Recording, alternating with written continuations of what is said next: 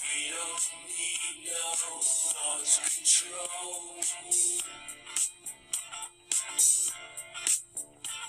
No dark sarcasm in the classroom. Teacher, leave them kids alone.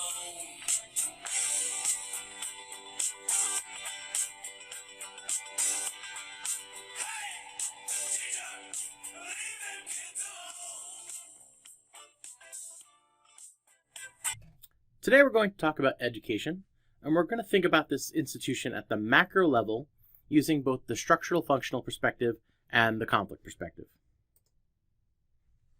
The assumptions of the conflict perspective, we come back to them every class. I hope you're getting to know them. The assumptions are that our institutions have competition and inequality.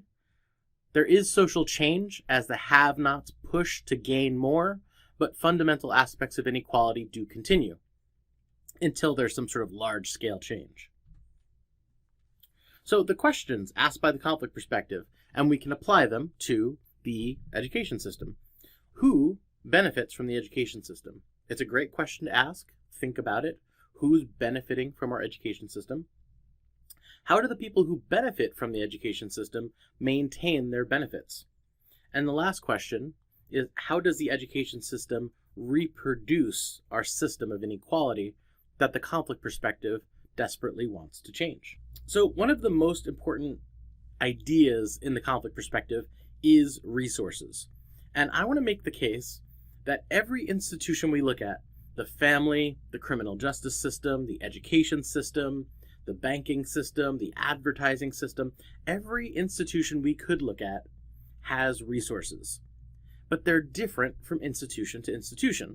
So we have to ask the question, what are the institutionally specific resources within the education system? And as a way to figure this out, I thought we would watch this video together that compares two schools. One of them is in urban Baltimore, it's a public school, and the other one is in suburban Northern Virginia. If you didn't know, suburban Northern Virginia is one of the richest locations in the United States. When the housing markets crashed, suburban Virginia, Northern Virginia, the housing prices actually continued to go up. There's certain places in the United States where the housing markets continually do well. San Francisco, Seattle, Northern Virginia, right outside of Washington, D.C. So we're going to compare these two different schools, both public schools in neighboring states. I've lived in this area, Baltimore to Northern Virginia. You could do that drive in about 45 minutes, maybe an hour if there's a lot of traffic. So these are two neighboring public school systems. Let's take a look at them. My name is Cedric Forte. I'm a junior at Heritage High School, 425. My name is Jackson Langvort. I'm 18-year-old and I'm a senior at McLean High School. For academic subjects, I'm in Advanced Placement Literature, English, Advanced Placement U.S. Government, Biology, and Comparative Government, Art, Advanced Placement Music Theory, Health, Geosystems for Science, and Algebra. Men's Chorus, What's it? Leadership, and Technical Theater. So I drive and I get here half an hour before school starts every day, just for the fun of it. Trying to park here, if you come in at normal time, is really awful. You end up parking like half a mile away. A lot of students who go to a school all the way across town have to catch 2 and 3 buses in the subway just to get to school. And I think that, you know, if we have to travel that far just to get education, then we should be able to travel for free. The kids here are motivated in just about everything. They're motivated to even learn, which is scary to hear for a high school kid. They're motivated to succeed in sports, extracurriculars, anything. I think they've lost the will to learn. A lot of them. They just don't find school interesting no more because they don't have the power to do anything, and they say so in the classrooms. This is our auditorium and theater. We have lights, standard light sound. It's not particularly high tech, but we have a nice system. Here, go to the metal detector. Like, they use this to try to, you know, keep school safe, but obviously it doesn't work because, like, even when someone walks through and it beeps, like, they don't even search them or anything. They just say, okay, walk back through, empty your pockets. That's all they do. This is our new studio. It's one of 3 high schools in the county who has it. Hey, orchestra, can you start playing? Okay. It's all kids. It's all run. It's all performed. It's all produced by kids. Well, one thing that these walls, like, they really need to be repainted because of the graffiti. As you can see here, they tried to repaint it, but it doesn't blend in. You can actually tell they just, like, really just gave up on repainting the walls. So every teacher in this school buys their own school supplies. And it's actually very sad because, like, the school system should have money to, you know, provide for those school supplies for students, but they don't. And the teachers have to come out of their paychecks just to, you know, be able to support their students. That's our observatory. It's a giant dome with a telescope, and you could see the entire sky from there. If every school in the country can be like McLean, I think it's really going to increase standard of living, just going to make things a lot better. Obviously, it's not fair. I mean, we have not even half of what they have. I mean, we're all students. Why shouldn't we receive the things that they have? I mean, we're all trying to learn. We all want to grow up to be something, so why shouldn't we receive the same advantages they have? I don't understand that.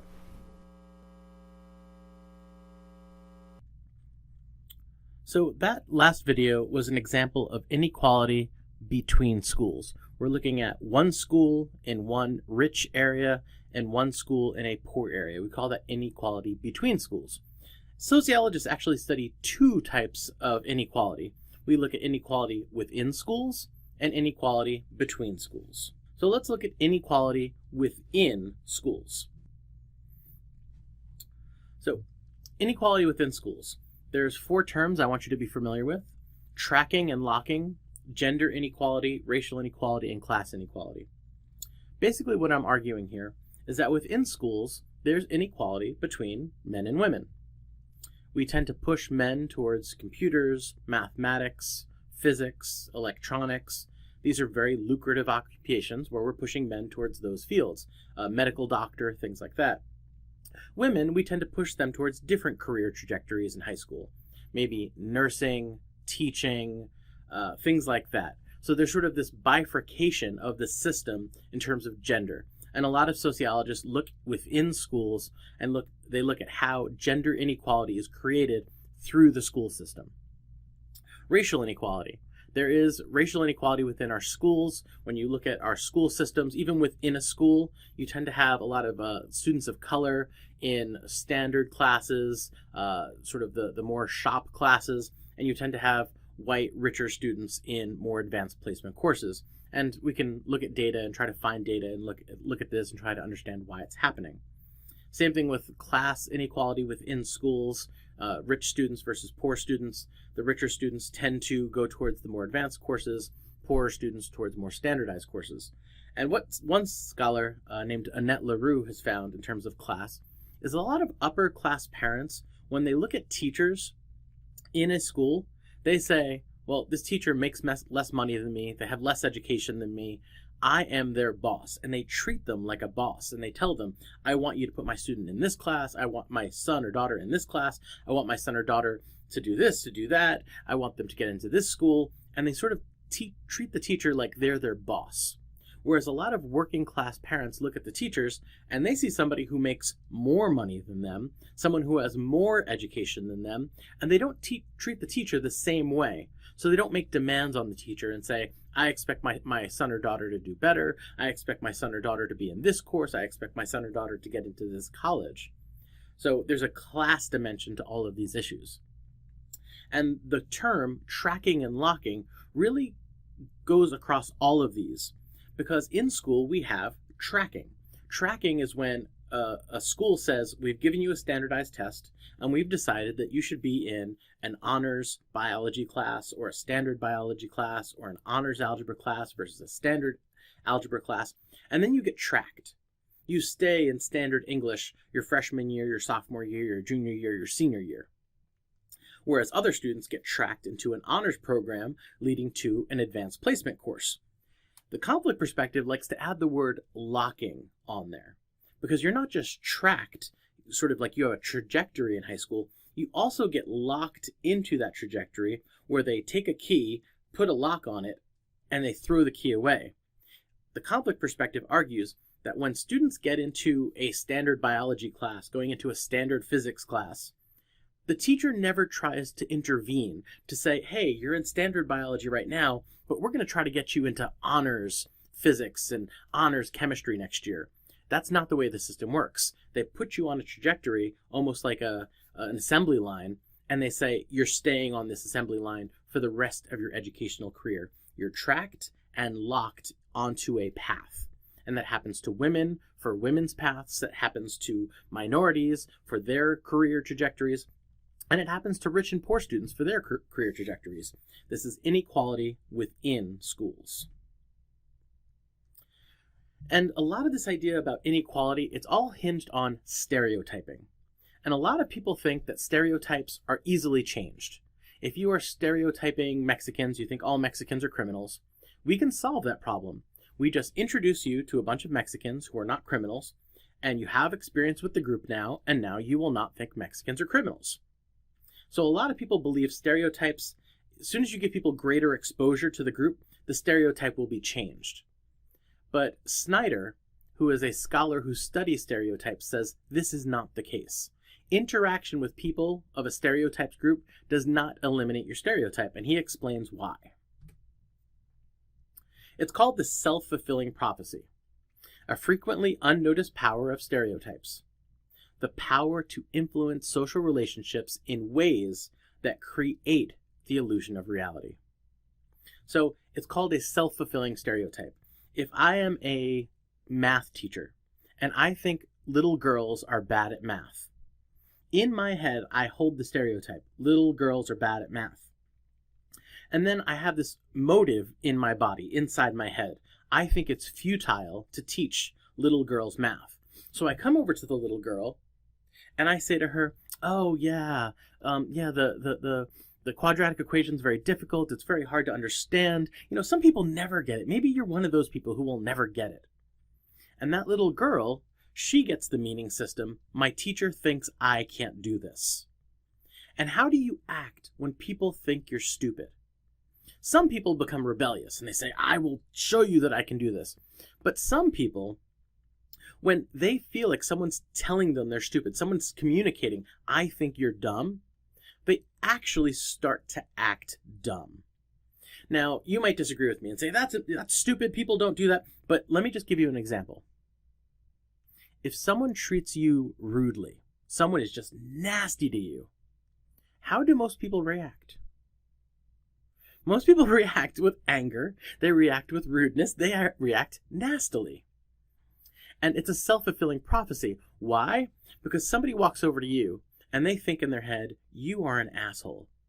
They act rude to you, nasty. They talk rudely to you, they act rudely to you.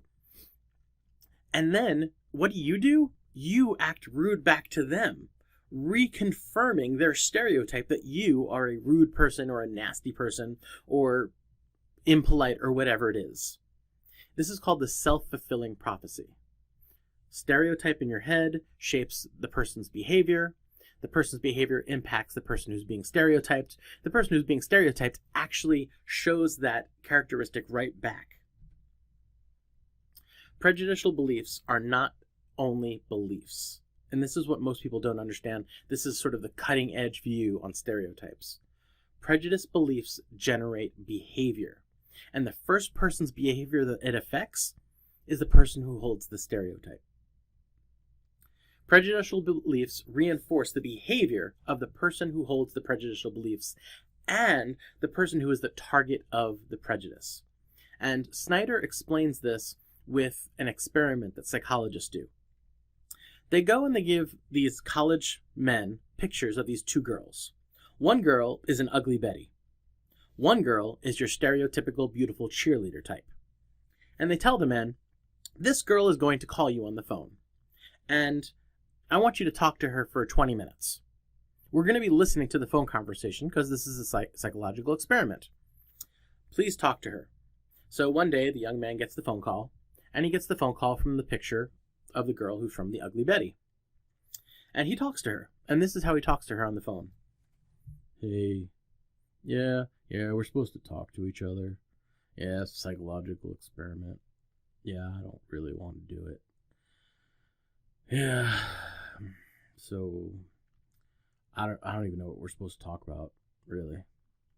Okay, so as you notice from what I'm perpetrating here, the guy thinks he's talking to an ugly Betty, and notice how his behavior is. He's got no energy in his voice, he acts like he doesn't want to do this. And how would you talk to somebody who's talking to you in that manner?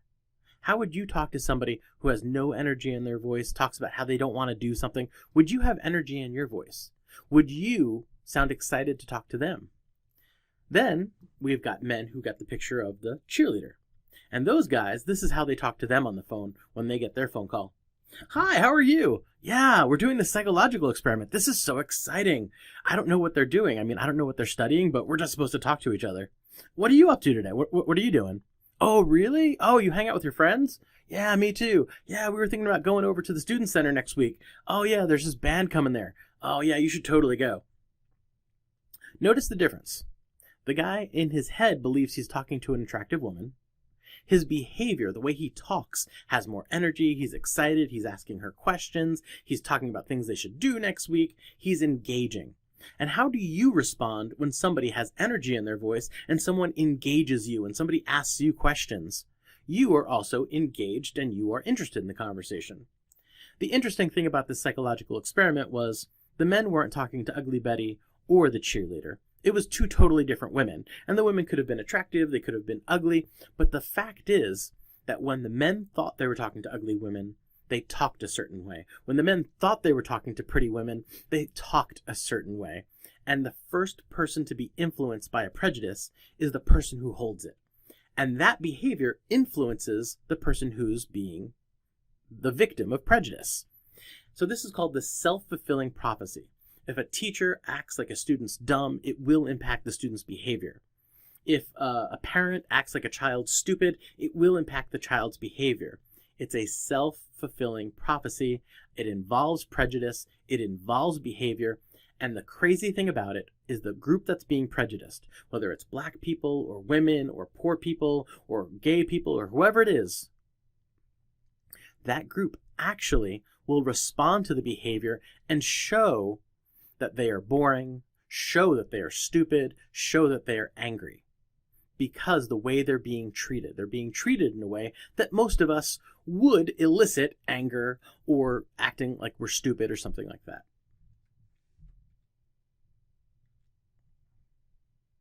The last way I want to talk about the inequality within schools is, we talked about tracking and locking, we talked about self-fulfilling prophecies and gender inequality and racial inequality. The last way I want to talk about it is looking at higher education. There's inequality within our schools and within higher education. So if we look at a school like UCLA, University of California, Los Angeles, UC Riverside, UC Berkeley, if we look at Cal State San Bernardino, within that university, there are poorly funded disciplines and well-funded disciplines. And one of the things I want to tell you is that professors get paid very different amounts of money. If you're an art professor, you're being paid very differently from the physics professor and the biochem professor and the engineering professors. They get paid very well. The other thing I want to talk to you about is the idea of getting your PhD. Most students don't know this, but most Americans who get their PhDs do not pay for it. I was in a PhD program. My university paid for my tuition. I did not have to pay any tuition for the 7 years I was in school, didn't have to pay for my graduate degrees. And that's for all people getting their PhDs. But here's the difference. I was making $13,000 a year getting my sociology PhD. My friends who were getting their PhDs in physics were getting paid $20,000 to $25,000 a year for their PhDs. So they pay for your tuition and you teach a class or you do research and they pay you for that. And what I'm trying to argue here is that different programs, the professors get paid more and the graduate students get paid more. In other programs like music, art, English, women's studies, you get paid much less and the professors in their disciplines get paid much less. So there's inequality within the system. Now, some of you may say, of course, physics gets more money, biochemistry gets more money because businesses, pharmaceutical industry, weapons makers, the military, they want physicists and biochemists and engineers to create weapons and to create products that can be sold on the market. But the people who study the human condition, who study English, literature, music, art, women who study the women's experience, they're getting very little funding. There's very few, if anything, these areas are shrinking, whereas the ones studying biochemistry and engineering and physics are expanding. We would much rather have a world where we're making better bombs and better medicine than studying what it means to be human.